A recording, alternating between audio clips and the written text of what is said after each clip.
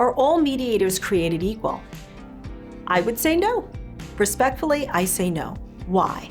Because your mediator needs to not just know the law, and your mediator needs to know a little more than what the process is. Has your mediator actually done this?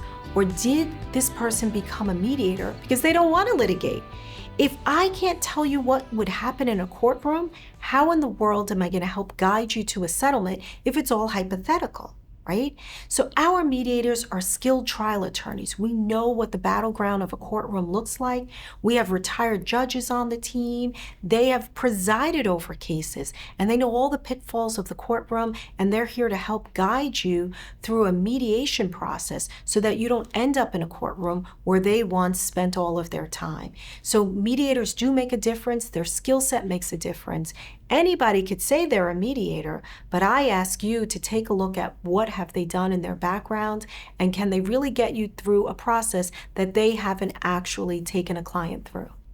Mediators can come from a variety of backgrounds. Lawyers, financial services people can mediate in some states. Retired judges can mediate in almost all states.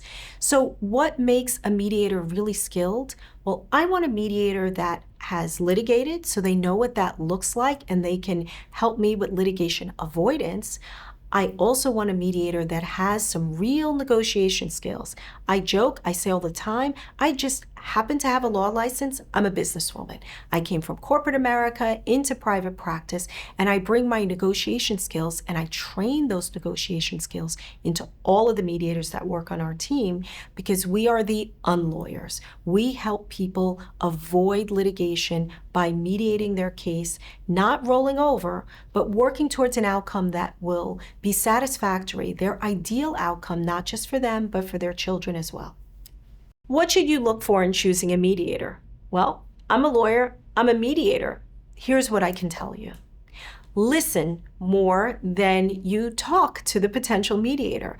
Listen to that person's demeanor. Listen to their breadth of experience. Have they tried cases? And you're going to say, well, I don't want to go to trial. Why does it matter that the person was a litigator? Because they know what it looks like. Do they have experience in your geography? How can I tell you a potential outcome if I've never been in the courthouse where you live? You want a mediator that knows your geography. You want a mediator that has the skill set to negotiate. You also want someone that is patient, that is listening, that isn't talking over you, and isn't telling you what your divorce is going to look like. Lots of lawyers say, this is the way it's going to be, but that's their way. This is your life, it's your family.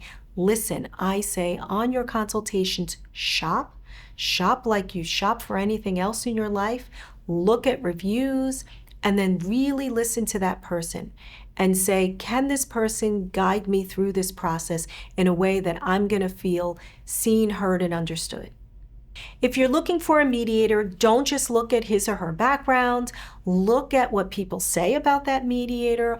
Also, gauge how you felt in your conversation from start to finish with that mediator's office.